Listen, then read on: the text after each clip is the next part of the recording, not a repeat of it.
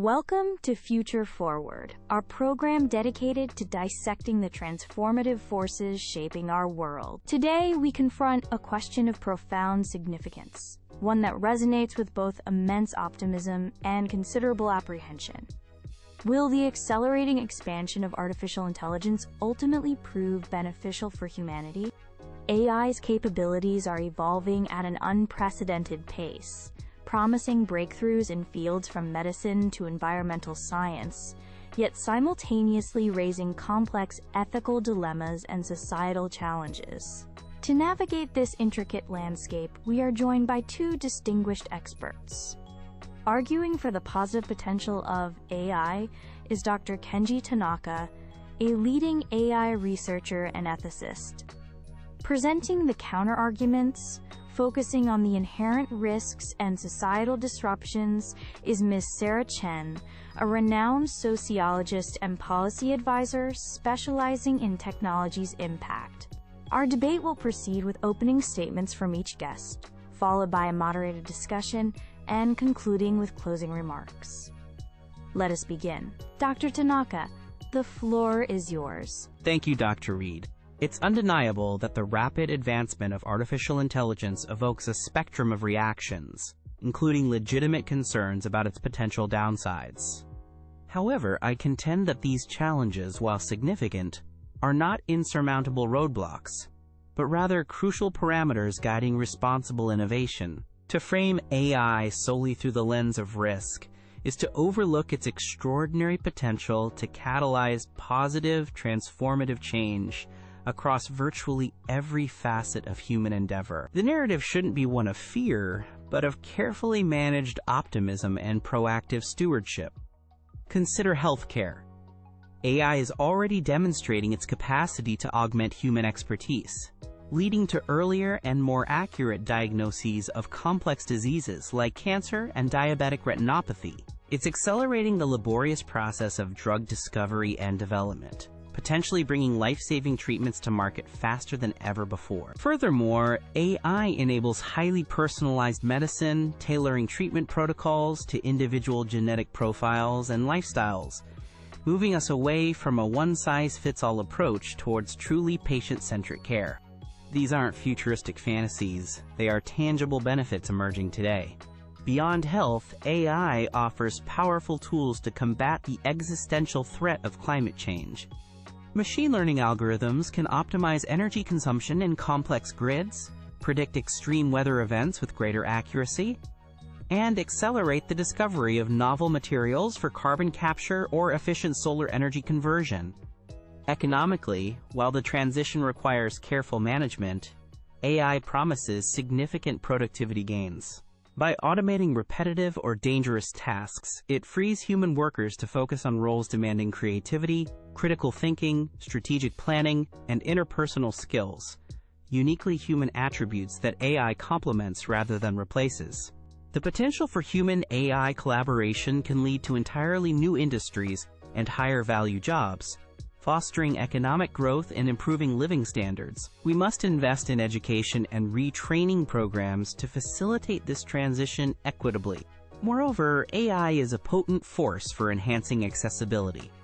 Think of sophisticated assistive technologies for individuals with disabilities, real-time translation services breaking down communication barriers, and personalized educational platforms adapting to diverse learning styles and paces. This democratization of knowledge and capability is profoundly positive.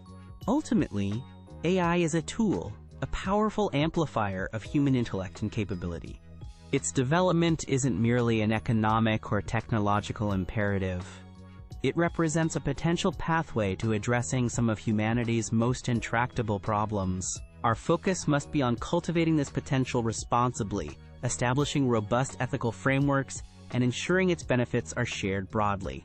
Thank you. Thank you, Dr. Reed. Dr. Tanaka paints an alluring picture of AI-driven progress, and indeed, the potential utility of these technologies in specific, controlled applications is not in dispute. However, this optimistic projection often downplays, or even ignores, the profound and potentially irreversible societal fractures that unbridled AI expansion threatens to create. My primary concern lies in the socioeconomic ramifications, particularly widespread job displacement. We are not merely talking about automating manual labor, as in previous industrial revolutions. AI is increasingly capable of performing complex cognitive tasks previously considered immune to automation, impacting professions like law, journalism, finance, and even software development. The assertion that new, better jobs will simply materialize to replace the lost ones is, frankly, speculative optimism unsupported by concrete transition plans. What we risk is a dramatic exacerbation of inequality, hollowing out the middle class, and potentially creating a permanent underclass reliant on precarious gig work or inadequate social safety nets, if any are even developed in time. Compounding this is the pervasive issue of algorithmic bias. AI systems learn from data, and our data reflects our existing societal biases: racial, gender, socioeconomic. Consequently, AI deployed in critical areas like recruitment, loan applications, predictive policing, and judicial sentencing can inadvertently perpetuate and even amplify systemic discrimination, often hidden within opaque algorithms. This leads directly to the quote black box problem. Many advanced AI models, particularly deep learning networks, operate in ways that are inscrutable even to their creators. This lack of transparency makes it incredibly difficult to identify bias, debug errors, or assign accountability when things go wrong. How can we trust systems making life-altering decisions when we don't understand their reasoning? Furthermore, the potential for misuse is staggering. We're facing the proliferation of sophisticated deepfakes eroding trust in information, hyper-personalized surveillance systems enabling unprecedented social control, and the terrifying prospect of lethal autonomous weapons systems, LAWS, capable of making kill decisions without direct human intervention. The concentration of power this technology affords, primarily within a handful of global tech conglomerates and certain nation-states, poses a direct challenge to democratic principles and individual autonomy. Are we prepared for a future where critical infrastructure and societal functions are governed by proprietary algorithms, controlled by unaccountable entities? The pace of AI development, driven largely by commercial interests and geopolitical competition, far outstrips our capacity for thoughtful, ethical deliberation and effective regulatory oversight. We are deploying powerful, society-altering technology before we have fully grappled with its implications or established the necessary guardrails. Caution is not pessimism. It is prudence. Thank you. Thank you both for those compelling opening statements. Dr. Tanaka, Ms. Chen raises a critical point about job displacement. Beyond the general assertion of new jobs, what scalable, concrete strategies can realistically mitigate the profound labor market disruption predicted? How do we ensure this transition doesn't deepen societal divides? That's a crucial question, Dr. Reed. Mitigation requires a multi-pronged approach. Firstly, massive investment in lifelong learning and reskilling initiatives, tightly coupled with industry needs for emerging roles in AI management, data science, human-AI interaction design, and ethics oversight. Secondly, exploring policies like universal basic income or revised social safety nets require serious consideration to provide a buffer during this transition. Thirdly, fostering industries where human skills like empathy, creativity, and complex problem-solving remain paramount. Education, healthcare, arts, specialized crafts, ensuring these sectors thrive alongside automation. It's about proactive adaptation, not passive acceptance. Ms. Chen, Dr. Tanaka suggests adaptation strategies. Is the narrative of mass unemployment perhaps overly pessimistic? Could AI, analogous to historical technological shifts, ultimately generate greater overall wealth in different, perhaps more fulfilling forms of work, provided we implement effective policies? While historical parallels exist, the scope and speed of AI's potential impact across cognitive tasks are arguably unprecedented. The lump of labor fallacy might not fully apply here. While wealth may increase overall, its distribution is the core issue. Current policy responses feel inadequate, often lagging far behind technological deployment. Relying solely on reskilling ignores the potential scale of displacement and the very real human cost for those unable to adapt quickly enough. We need structural economic changes, not just individual retraining programs. But Sarah, isn't focusing solely on displacement ignoring the potential for AI to enhance existing jobs, making them less tedious and more strategic? Many roles will transform, not disappear, requiring collaboration with AI tools. The challenge is managing that transformation equitably. Transformation often means increased precariousness and surveillance for workers, Kenji. And, quote, equitable management remains an abstract ideal without robust worker protections and wealth redistribution mechanisms built into the system from the outset, which we currently lack. Let's pivot to algorithmic bias. Ms. Chen, you highlighted how AI can amplify societal biases present in data. Given this reality, is achieving perfectly unbiased AI a feasible goal? What threshold of fairness is acceptable, especially in high-stakes domains like criminal justice or lending? Perfect unbiasedness is likely unattainable, as human society itself isn't unbiased. However, that shouldn't be an excuse for inaction. The threshold for acceptable fairness must be extremely high in critical applications, demanding rigorous auditing, transparency, and mechanisms for redress when bias causes harm. We need context-specific definitions of fairness. Statistical parity might be appropriate in one scenario, while equal opportunity might be better in another. Crucially, the decision-making process around these definitions must be inclusive and democratic, not left solely to developers. Dr. Tanaka, building on that, what specific technical and procedural safeguards are actively being implemented during the AI development lifecycle to proactively identify and mitigate bias? How do we move beyond post hoc corrections? This is a major focus in responsible AI development. Techniques include using more representative datasets, employing fairness-aware machine learning algorithms that explicitly penalize biased outcomes during training, and developing sophisticated interpretability tools to understand why a model makes a certain prediction. Procedurally, diverse development teams, internal ethics reviews, external audits, and red teaming exercises specifically designed to uncover potential biases are becoming standard practice in leading organizations. The goal is, quote, ethics by design, embedding fairness considerations from conception to deployment and ongoing monitoring. While those technical fixes are necessary, Kenji, they often address symptoms rather than the root cause, the bias structures reflected in the data itself. Furthermore, ethics by design can easily become ethics washing, if not backed by independent oversight and genuine accountability, especially when commercial pressures conflict with ethical considerations. Accountability is key, Sarah, I agree. That's why transparency initiatives and regulatory frameworks mandating impact assessments are vital components alongside technical solutions. It requires a collaborative ecosystem. This brings us to autonomy and control. Dr. Tanaka, as AI systems become more autonomous, particularly in safety-critical areas or potentially in defense, how can we guarantee meaningful human control and oversight remains intact? Meaningful human control is paramount.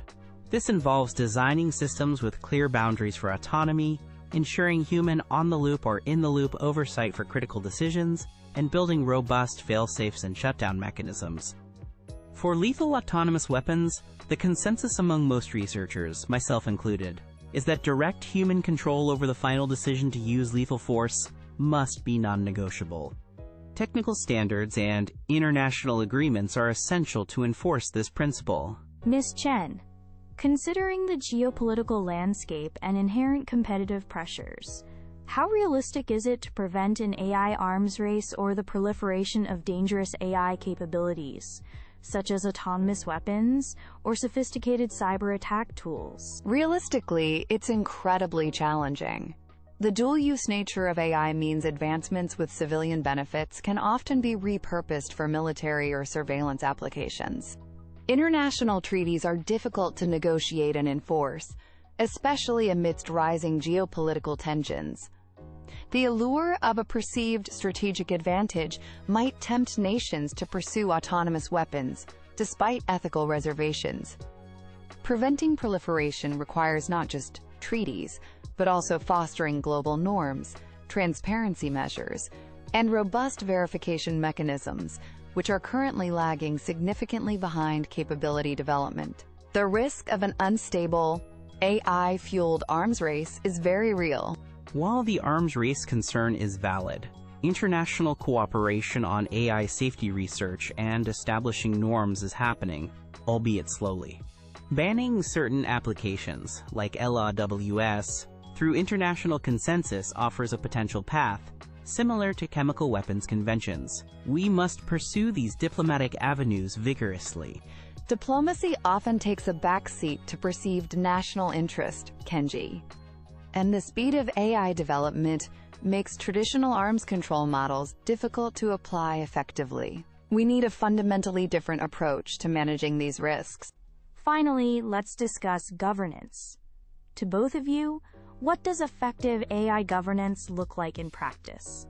Is a global consensus feasible, or are we heading towards a fragmented patchwork of regulations? What is the appropriate balance between industry self-regulation and binding government mandates? Effective governance needs to be adaptive and risk-based. It shouldn't stifle innovation with overly broad restrictions, but should impose stringent requirements for high-risk applications. A global consensus on core principles, fairness, transparency, accountability, human oversight, is desirable and partially emerging, but differing legal traditions and economic priorities might lead to some fragmentation. Industry self-regulation and standards development play a crucial role in setting best practices, but they must be complemented by robust government oversight and enforcement, particularly for fundamental rights protection and safety. A hybrid approach is likely the most pragmatic. I largely agree that a hybrid approach is necessary, but I'd place significantly more emphasis on strong, binding government regulation, particularly concerning fundamental rights, liability, and accountability. Industry self-regulation, while potentially useful for technical standards, is often insufficient due to inherent conflicts of interest. A fragmented landscape is a serious risk, potentially leading to a, quote, race to the bottom, where jurisdictions compete by offering laxer regulations. We urgently need international cooperation to establish baseline global norms and standards, especially for cross-border data flows and high-risk AI systems, ensuring a level playing field that prioritizes human well-being over purely commercial or state interests. Democratic oversight must be central. Thank you both for that insightful discussion. We now move to closing statements. Ms. Chen, you have the floor. Throughout this discussion, while acknowledging AI's potential utility, I have sought to underscore the profound and systemic risks attendant upon its rapid, large-scale deployment. These are not minor technical glitches to be ironed out. They represent fundamental challenges to our socioeconomic structures, ethical principles, and democratic foundations. We face the very real prospect of unprecedented job displacement, exacerbating inequality, the entrenchment of discriminatory practices through biased algorithms operating within opaque systems, and a dangerous erosion of human autonomy and control due to increasingly powerful surveillance and potentially autonomous weapon systems. The concentration of power in the hands of a few actors, unaccountable to the public, further compounds these dangers. The narrative of inevitable technological progress must be tempered by a clear-eyed assessment of these consequences. The potential downsides, mass unemployment, systemic bias amplification, loss of privacy, autonomous conflict, are not merely hypothetical possibilities. They are foreseeable outcomes if we continue on our current trajectory without a significant course correction. Therefore, I advocate not for Luddism, but for a paradigm shift. We must prioritize human well-being, social equity, and democratic governance above the relentless pursuit of technological advancement for its own sake, or for narrow commercial gain. This necessitates proactive, robust, and internationally coordinated regulatory frameworks that embed ethical considerations and human rights protections into the very fabric of AI development and deployment. We need deliberate public discourse, independent oversight, and a commitment to ensuring that AI serves humanity, rather than the other way around. Proceeding with caution, investing in foresight, and strengthening democratic control over technology are not impediments to progress. They are prerequisites for ensuring that the future shaped by AI is one we actually want to live in. Thank you. Thank you. Ms. Chen has eloquently articulated the challenges AI presents, and these must indeed be addressed with utmost seriousness. However, dwelling solely on the risks obscuring the immense, potentially species-altering benefits that artificial intelligence offers, benefits that could be crucial for navigating the complex future ahead. We've discussed AI's potential to revolutionize healthcare, combat climate change, unlock new frontiers of scientific discovery, enhance education, and boost productivity in ways that could improve quality of life globally. These aren't trivial advancements. They represent pathways to solving some of the most pressing existential threats and persistent inequalities humanity faces. The challenges, bias, job transition, misuse, control, are real, but they are problems to be solved, not reasons for paralysis. Through dedicated research into fairness and interpretability, ethical engineering practices, multi-stakeholder collaboration involving technologists, policymakers, ethicists, and the public, and adaptive, intelligent regulation, we can mitigate these risks effectively. It's crucial to recognize that not developing or deploying AI responsibly also carries significant risks. The opportunity cost of failing to cure diseases we could have cured, failing to prevent environmental damage we could have mitigated, or failing to unlock human potential we could have augmented. Stagnation is not a safe harbor. It's a forfeiture of potential solutions. Therefore, I conclude with a message of cautious but resolute optimism. Human ingenuity created AI, and human wisdom can guide its development. We possess the agency to shape AI's trajectory towards maximizing benefits and minimizing harms. Let us embrace this challenge collaboratively, ethically, and proactively, harnessing AI not as a replacement for humanity, but as a powerful tool to augment our collective intelligence and build a more prosperous, sustainable, and equitable future. Thank you. Dr. Tanaka, Ms. Chen, thank you both for an exceptionally rigorous and illuminating debate on this critical subject. You've expertly navigated the core tension, how to harness the transformative power of artificial intelligence for human betterment, while diligently and proactively mitigating its inherent and significant dangers. Thank you to our